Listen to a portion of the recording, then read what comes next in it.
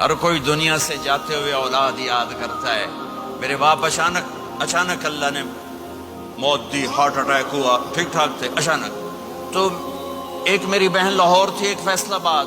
تو میرے باپ آخر وقت تک کہتے رہے میری بیٹیاں تو بلا دو، اور میری دھیاں تو لے آؤ، اور میری دھیاں تو ملا دیو، میری بچیاں تو ملا دیو.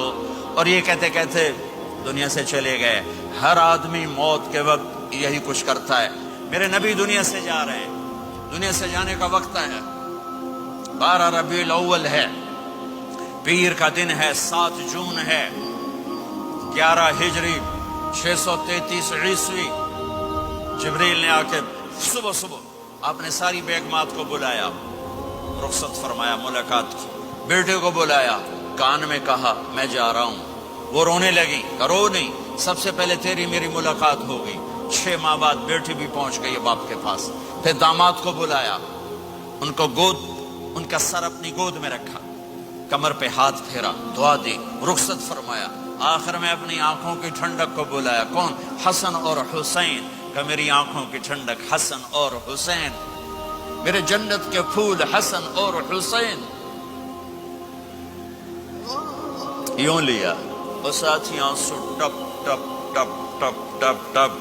بیویوں کو جدا کیا، آنسو نہیں. بیٹی کو جدا کیا، آنسو نہیں. داماد کو جدا کیا، آنسو نہیں. جب بچوں کو جدا کرنے لگے تو یوں آنسو. ایک کو زہر میں تڑپتے دیکھا، ایک کا کٹا سر نیزے پہ چڑھتے دیکھا تو آنسو رک نہیں سکے. دعا نہیں کی، ہاتھ نہیں اٹھائے، اللہ کی تقدیر کے سپرد کر دیا. اولاد کو ذبح ہونے کے لیے تیار کر لیا کہ کل میری امت اولاد کے پیچھے جھوٹ نہ بولے، رشوت نہ لے، حرام کاروبار نہ چلائے، دھوکہ نہ دے، فراڈ نہ کرے. بچوں کو کہاں سے کھلائیں، بچوں کو کہاں سے پلائیں؟ کہ یہ میرا حسین کا سر کٹ کے نیزے پر چڑھا ہوا ہے. جب سب چلے گئے تو جبریل آ گئے. آپ نے فرمایا کیا ہوا؟ خاموش کھڑے تھے. کہ موت کا فرشتہ دروازے پر ہے، اندر آنے کی اجازت چاہتا ہے. اپنے نبی کا مقام دیکھو، موت بھی پوچھ کے آتی ہے. آپ نے کہا آ جائے. آپ کی اجازت پر ملک الموت اندر آئے. اسرائیل کا السلام علیکہ یا رسول اللہ. کہنے لگا آپ پہلی ہستی ہیں، میں سلام کر رہا ہوں، میں نے کبھی کسی کو سلام نہیں کیا. کہنے لگا آپ پہلی ہستی ہیں، اللہ نے فرمایا تھا پوچھ کے اندر جانا، بن پوچھے نہ جانا. پھر کہنے لگے آپ پہلی ہستی ہیں، اللہ نے فرمایا آنا چاہیں تو لے آنا، رہنا چاہیں تو چھوڑ کے آ جانا. یہ وہ دربار رسالت ہے جہاں موت بھی پوچھ کے آتی ہے. آپ نے فرمایا میں اجازت دے دوں میری جان نکالو گے؟ کہ جی نکالوں گا. آپ نے یوں جبریل کو دیکھا، کیا کہتے ہو، جاؤں یا رہ جاؤں؟ جبریل نے کہا اللہ آپ کی ملاقات کے شوق میں ہیں، فیصلہ آپ کریں گے. ہاں یہ بات سنانا چاہتا تھا اگلی. آپ نے کہا اچھا جاؤ، پہلے اللہ سے پوچھ کے آؤ میرے بعد میری امت کے ساتھ کیا کرے. میرے بچوں کے ساتھ، یہ ساری مائیں، میرے بچے میرے بچے میرے بچے میرے بچے.